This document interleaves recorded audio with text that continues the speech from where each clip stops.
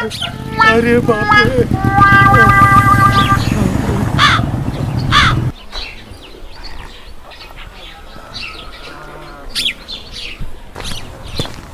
आइए आइए। Oh no! के बैठले बाड़े अपन घर में? एक नंबर के भिखारी बाड़े। ओहो अपन खटिया पे पकड़ा।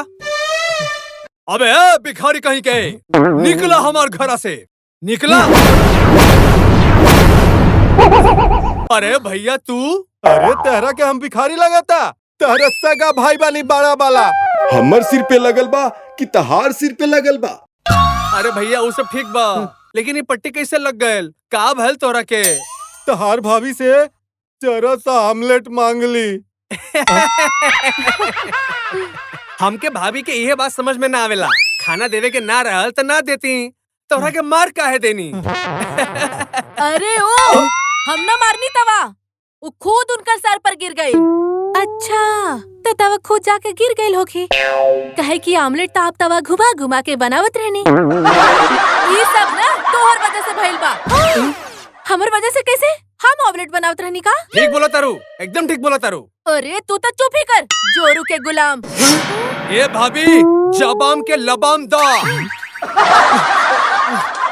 भाभी जबाम के लबाम दा। अरे यार भैया समझा दा इनके। अरे भैया बिल्ली के गला में घंटी के बांधी? ये सब ना तोर वजह से भइल बा। तोरा के बोले रहे तवा के माले पर रखेला? अच्छा तो तवा माला पर रखल रहे तो फ्राई पैन तो नीचे रहे ना, ओकरा पर बना लेती। वो फ्राई पैन के रउआ का मच्छर मारे वाला रैकेट से बच के रखले बानी।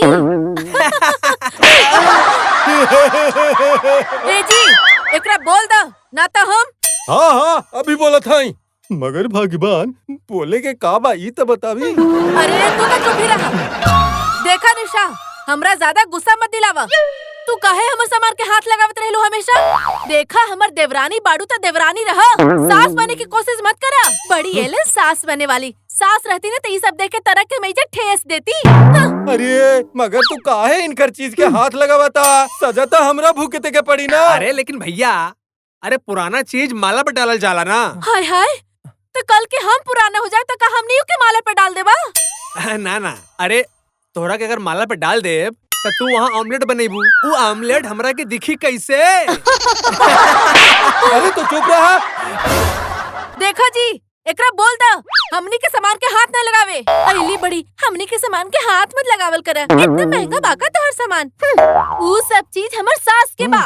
सास के बाता ऊपर हमरो हक बा का जी? हाँ, ठीक बोला तारू, ठीक बोला तारू। अरे एकदम ठीक बोला तारू। हाँ तो ठीक बा फिर बंटवारा तो अभी के अभी हो। हाँ हाँ बंटवारा तो हो के ही चाहिए। भले भाई भाई के प्रेम खो के रही। अरे आज के तारीख में बंटवारा हो के रही। हाँ हाँ बंटवारा हो के रही। हाँ तो चलो फिर शुरू कल जाए बंटवारा।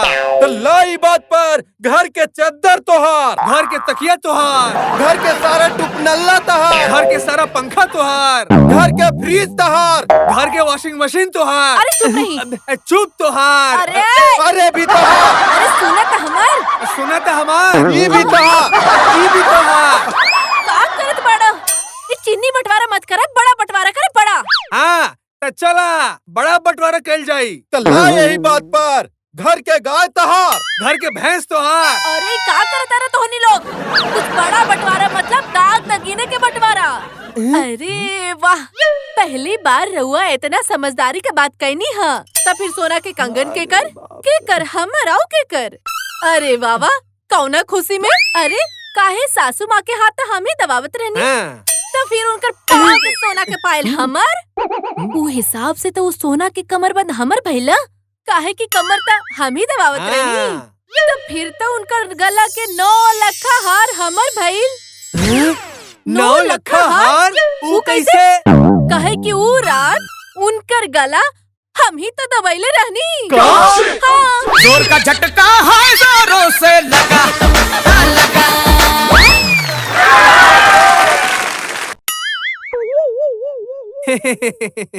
तोरा के अगर माला पर डालब तो तू वहाँ बैठ के ऑमलेट बनेबू तो कैसे लगबू?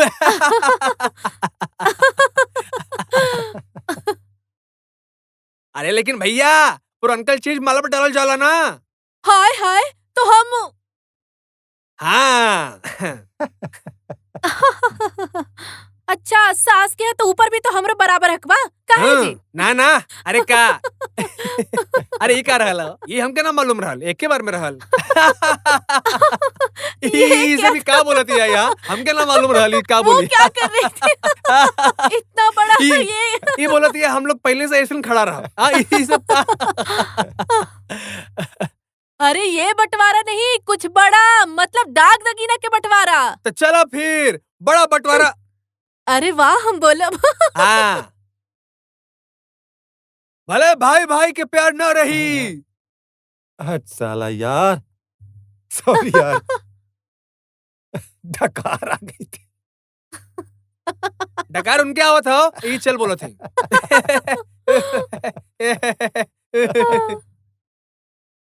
हाँ अरे हंसावा मत यार, मारे लगम तारा के, तू हंसावा था हमरा अरे के। हम कुछो ना कहीं नहीं, तू करता। अरे यार ही हमरा के हंसावा था बार बार, फिर हमरा के बड़ी तकलीफ हो जाला यार। अरे वो ऐसे देखा था ना, ऐसे। एक्शन हो गई, एक्शन हो गई।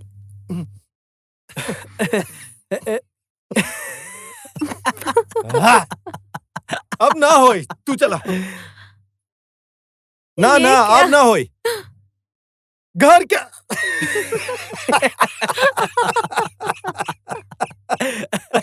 क्या?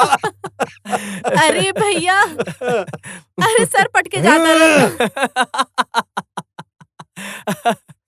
घर के फ्रीज तहार। घर के वॉशिंग मशीन तो अरे हार। चुप रही। अब देखा यार, ई में हमरा का गलती। घर के मशीन। अरे यार,